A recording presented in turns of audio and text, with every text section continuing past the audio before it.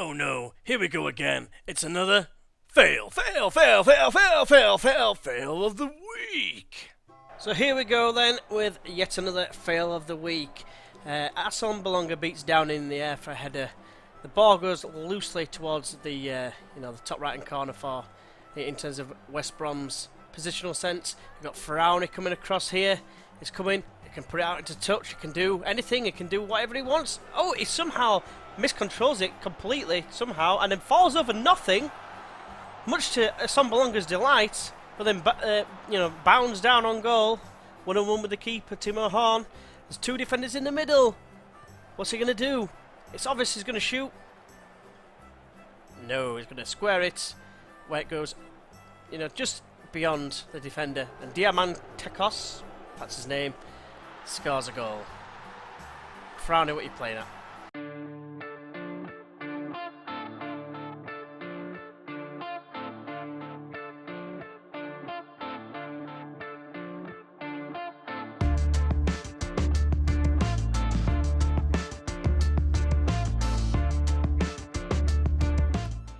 Hey everyone, and welcome back to episode 33 of Life at Leeds, or welcome to episode 33 of Life at Leeds with me, GWFM. Today we've got the last game of the season. Hopefully you enjoyed the fail of the week just before. What a load of crap. But what can you do? That's the game for you. Let's have a look and see how we've been doing otherwise in the last couple of games. So when you last joined us, we had a game against Crystal Palace away from home, and it didn't go well. For some reason we decided we're going to play absolutely shocking. Conceded two early-ish goals. Got it back to 2-2 thanks to goals from Clough and Big Ken, but Christian Benteke with a last-minute sickener to make it 3-2 after we had a brilliant chance just before. Fantastic save, I believe, from Mandanda, proving the difference. Worth noting, the stats say we got bummed, but we didn't. We had 6 clear-cut chances to their 1. And what I gotta do to score a goal? But then next, we had a game against West Brom, and the form really continued. For me, this felt like a massive being FM'd moment. Again, we absolutely dominated them in terms of chances. We had more clear-cut chances than them, and one little slip-up from Faraoni allowed Dimitris Diamantakos, let's go with that, allowed it to get in 1-on-1 with the keeper and score, and it was points dropped. We then had a trip to the Etihad, and we went 1-0 down pretty early on, thanks to Sergio Aguero, and then matters weren't helped by the fact that Manquillo got sent off just before half-time. We went down 2-0 just before half-time. Denis Cheryshev even. And to be honest with you, we created quite a few chances with 10 men, and we didn't really disgrace ourselves, although as match ratings suggest otherwise. But we did create quite a lot of chances. That was a pleasing thing. But unfortunately, Fabinho put the final nail in the coffin in this game with a penalty. Disappointed mostly because we didn't score. It's the first time we haven't scored in absolutely ages. We went into the next game against West Ham at home, and if you remember, we drew 4-4 earlier on in the season, and it started in a similar vein. They scored another early goal on Ogbonna getting the end of a poor bit of goalkeeping, as if you look in the match ratings when you see them. 5 out of 10 for Timo Horn, absolutely appalling. But yeah, Moussa Dembele got us another goal. De La Feu got an equaliser after Destro put them 2-1 in front. Against the run of play at the time, I think it's fair to say, but never mind. At least we got a point. It's not the end of the world. Then lastly, we had a game against bottom of the league, Watford, who I believe are already relegated. Isaac Success thought he was going to get some success by scoring some goals. It wasn't to be, because Father Gabriel scored an absolute worldie. And Pereira got 2 decent goals as well, both at the near post. And it saw us with enough basically there to win the game. One thing you might have noticed was there's no Dembele because he's a big massive dickhead who wants to leave and go to Everton. I mean, why? I couldn't resolve it. I asked Big Cup first, he couldn't resolve it either. And he's now kicking off, and it looks like I even said if someone hits your minimum fee release clause, I'm on happy to let you go. He wanted me to offer him out. No, I want to keep you if I can. So as a result, what I've done is, I've dropped him from the side, but basically what it is his minimum fee is less than his actual value, so he's probably going to go It's only Everton that are after him. But if you look at the table, I mean, Everton are 10th. You know, us today, this is where we're moving to it now, we are, as far as I'm aware, guaranteed European qualification. Because it should go down to 7th. Anyway. So I'm almost certain, in fact, let's get the whole table up. Yeah, there it is actually, you can see it there. We've actually got the Europa League. We can't get into the Champions League. When we played our last game, when we beat Watford, we were within 3 points with a better goal difference than Manchester United, but they did have a game in hand, and it looks as though they did win it. So Champions League is out of the question for this season, but we are back into Europe for the first time in what are we? 2019. That's 17 years. So that's pleasing. The only problem I've got now is I've got like 12 grand to spend, well 13 call it, but we're over his wage budget. I'm hoping we're going to get his new wage budgets and transfer budgets for next season, because I really want to tie down these two to better contracts. Father Gabriel and Ongwene, two of the key standout performers this season. He looks absolutely shit out and he's only going to get better, does Ongwene.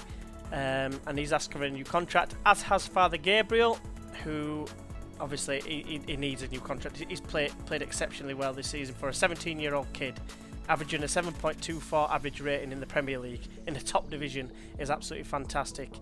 So today's opponents are of course Arsenal. They've won the league again, the second time in 3 years. Ancelotti of course is the manager. We had a look at him not long ago. Koscielny's still the captain, world-class centre-back. Alexis Sanchez is still the key player. Ramsey's the vice-captain. We know he's very good, but who knows, you know, we don't necessarily need to win. It's just the last game of the season. Let's just play it out and see what happens. So I've gone for a team today which I believe is going to have some players playing the last games of the season. Well, not last games of the season, last games for the club. I haven't fully decided if I'm going to sell a couple of them, but basically we've got Timo Horn in goal. We've got Faraoni could be making his last appearance. Bartley possibly making his last appearance. Ongwene Angelino definitely going to be here next season. Arta and Moat. Again, Moat's another one I'm toying with selling. Then we've got Mateus Pereira and Dallas. Dallas on the left. Dallas has done very well for us. He's got 13 assists and 9 goals. But his average rating started to drop as the season's got come to the climax. And it's a little bit disappointing, but I'm not sure I might cash in on him. Some of these guys are on like the last year, like one more year on the contract. Then we're going to have Pereira on the right. He's obviously staying. We've got Clough and Larson. At the minute, they're going to be staying, because if Dembele goes, then I've got a couple of other players in mind. Flagged up actually just on my news feed, saying we're apparently interested in him, and one of them looks absolutely shit hot. Watch this space. I might get him anyway, because he's got a minimum fee release clause of about 11 million, and definitely should we sell Dembele, I'm definitely going in for him. But yeah, we've got Larson and Clough. Should Dembele stay, they're both fighting for the future, so they're both starting today to see what happens. So yeah, let's get into the game. Let's go out on a high if we can. I'm expecting a really tough game against the Premier League winners. It's not going to be easy. I'd have rather been playing them in this situation we're in now than last game of the season, and we're 18th or 17th or something like that. So let's go out there and just give them a bit of a show. Today's game is brought to you live from the Emirates Stadium. It's Arsenal FC versus Leeds United FC. So with that in mind, I'm just going to say nobody expects us to get a result here. Let's go out there and enjoy playing without any pressure. Seem quite relaxed. I'm going to calmly say I've got faith, as always. And hopefully, who knows, see if we can cause a bit of an upset. What I might do is, I should have changed it to the other formation, really. I haven't used it anywhere near enough. I used it a bit against Watford when they got the penalty to make it 3-2. I switched it just before that highlight happened. And we did see out the game there wasn't a further highlight. That worked like as intended, but you know, some of these guys, they've got nothing to lose now. We're not gonna. The worst we can hope for is to finish 7th, which I believe should be enough. That's what I was going to get into it. What I was going to say is because the FA Cup winners is between, I think it was Arsenal and Liverpool, are both 1st and 3rd, and the League Cup winners were Manchester United, as Cazorla scores. Fantastic. But again, there's nothing really to play for. And yeah, Tory got it here, squared it in. Walcott was there, laid it off at Cazorla, smashed it past A pathetic attempt to save from Timo Horn, because who saves like that? Save like this, arm stretch and everything. But never mind. Right, Torre with a chance now. Firmino. Locks it in field to Lewandowski. Walcott squares it across. Bartley just get it away. Great first touch from Dallas and finds Clough who come deep and wide as well at the same time. Bartley should get there and does. Pereira doesn't seem to play well against the big boys. I have noticed that. It's a very poor header from Frowney, but it's a bit of ping pong. But now Lewandowski's got it on the other. What are you doing, Bartley? You like slid from the next city. You know, well, next stadium. Easy to get past him, and the cock blocker, as Lucky Ducky likes to call him, scores the goal. I mean, what was that, Bartley? You were miles away. Should have been sliding last week. You're never going to get there. So, I've made a few changes. I've changed the tactic to the 4-5-1, just to give it a bit of game time there, you know, see how it works. We've got a whole half now. I've also made a couple of changes. Green's come on, and Brickcut will come on for Clough and Moat possibly making his last game, as I said. Please let us know in the comments below what you think, whether I should keep him or not. I will have one last look now, just to show you what you're looking at. Some very good attributes there, but not amazing. His long shot stands out as the best 16, with some 15s in determination, technique and vision. But otherwise, I don't think he's going to get any better, or much better. He's 24-year-old, deemed like a decent player for the Premier League. I don't, you know, I was sad to see him go in real life, if I'm honest with you, but in this game, I don't know if we're, you know, with Gabriel and Green kicking about, because Green's even started to improve quite a bit as well. Still only 18, he's a local lad as well, so he could be like the new local hero, if you like. Because then you've got Father Gabriel, who's still on the bench, of course, just looks so much better. His long shots is obviously worse, but he's got so much more room for improvement, and he's going to be class, simple as. And the one thing about Moat is he is valued at 10.25 million, so I might be able to get a decent fee for him. We'll have to wait and see. But otherwise, I've said no one's expecting anything from us. Just play without pressure, nothing to lose. Right, so we get the second half back underway. Angelino is on the ball. It's probably just a false highlight. But saying that, we've got an early highlight straight away, basically, in the second half. It's played in. Okay. That was apparently a highlight. Because all up with a free kick, plays it in towards Firmino. Lacazette heads it straight to Horn's hands. Fantastic save. Right, another highlight. Arsenal on the board again. Nice tackle / pass. Larson plays in Pereira. Can he square it? Oh, what as if? Is it better? Worse shots than that, and they've gone in on Ospina with a diving save and catches it as well. No way. Right, Angelino.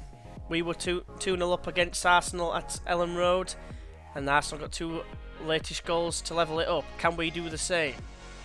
Brig cut. Larson finds Pereira. Back to Larson. Feeds in Dallas! Oh, it's just wide. Unlucky.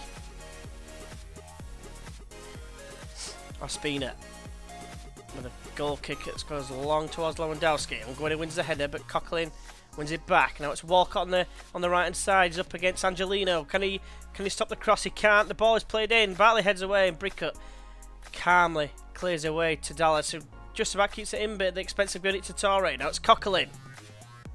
Square to Cazorla, finds Walcott on the right hand side. Bit of space is in behind. Crosses in for Lewandowski. 3-0. Game over. No chance at all coming back into it now. 36th goal of the season, which you think, bloody hell, that's a lot of goals, that G, isn't it? Not as many as Sergio Aguero. When he scored passes, I think it said 43, so he's way ahead of him. And Walcott chips it across. Lewandowski comes off like the sole of his boot, off the studs, and goes in.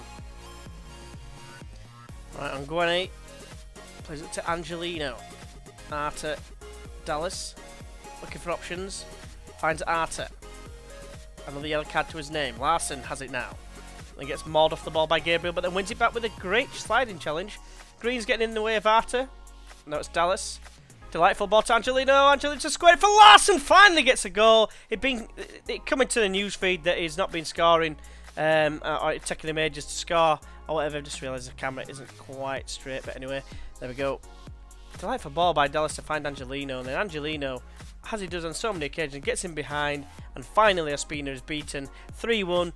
Can we dare to dream? Right, there's a highlight here. 10 minutes to go. I'm going to make my final change in a moment.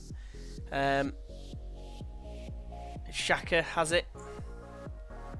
Finish him. Mention something, but you can't see Destruction. it. That's a horrendous challenge, big cut. Straight red. That was not ideal. I was going to make an attacking substitution, which means I might just go to that, back to that. Arthur can be the ball-winning midfielder. We'll take off Larson. He scored his goal, but we're going to bring on Mert Kolak for his debut. Can't really play in as a complete...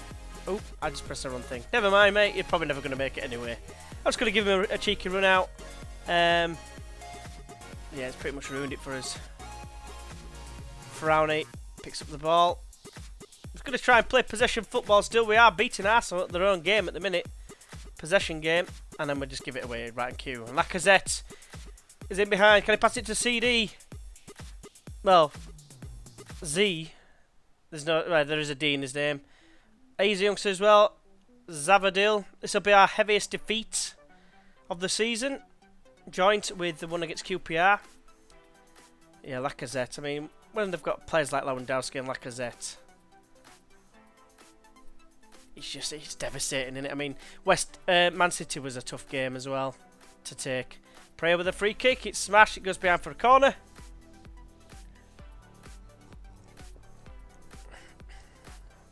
And Frowney swings it in. Headed away by Gabriel. Frowney once again finds its way to Green. Looking for options. It's been forced back. Plays it all the way back to Horn. Horn striving forward. He thinks he's playing FIFA. Kicks it over the top, and Dallas can get on the end of this. No, Mustafi's there. Never mind. Now it's Zavadil. Xhaka coming forward. There's only 30 seconds left. Lacazette. Squares it to Torre. Now it's out wide to Gibbs. It's a throw-in. That'll be game over pretty much. Throw-in to be taken by Frowney. This is the end of the season. No, right, okay. A simple corner. Let's make it 5-1, why not? Simple corner. Simple pass back to the keeper. In fact, no time for the free kick. End of the season's there. Let's see where we finished up. I've just said it was a good effort, and apparently they're all switched off and confused, but never mind. So we finished in 6th position, ahead of West Ham on goal difference. So we knew that was to be expected. But to have a massive swing of goals. Let's just go into quickly, just like a quick lowdown of how the season's gone. We'll get into all this afterwards. I can sort that out afterwards. But if we look at the table, in the end, we knew it was going to be tough end of the season. We were predicted at the beginning to finish 13th, and we've finished obviously up here. In fact, no, we were predicted down here. That's changed, I'm almost certain. As the season's progressed, we've gone up, but we've overachieved massively. And I would imagine that we will be the biggest overachievers because no one else up there is anywhere near us, if I remember rightly. There's only West Ham, perhaps. But yeah, stages. This is where we're at. We finished 6th, behind Chelsea, 2 points behind him, which isn't too bad. But in the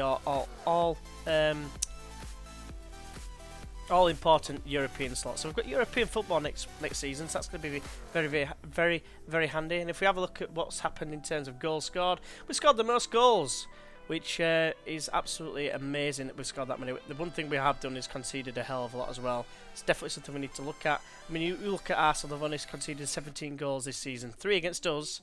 But yeah, they haven't conceded too many, and that's where we definitely need to strengthen. Looking at what we've got, if we can keep hold of Dembele, then great. Then we don't have to worry about spending money on strikers. But like I said, there's that guy I'm on about. It might be worth taking up. Teams that have gone down: Ipswich, QPR, and Watford. They've gone down. Ipswich not unexpected with a 7-1 defeat against us, and you know, just goes to show that they were just a one-season wonder last season, finishing 13th. I'm hoping we're not going to be the same. Coming up is going to be between Fulham and Reading, but otherwise Newcastle finally made it after three attempts, and Bournemouth are back in the Premier League. so he's going to be playing. They're going to be playing against former man Harry Arter next season. It's going to be a very interesting season. I think that's two strong sides coming up into the Premier League.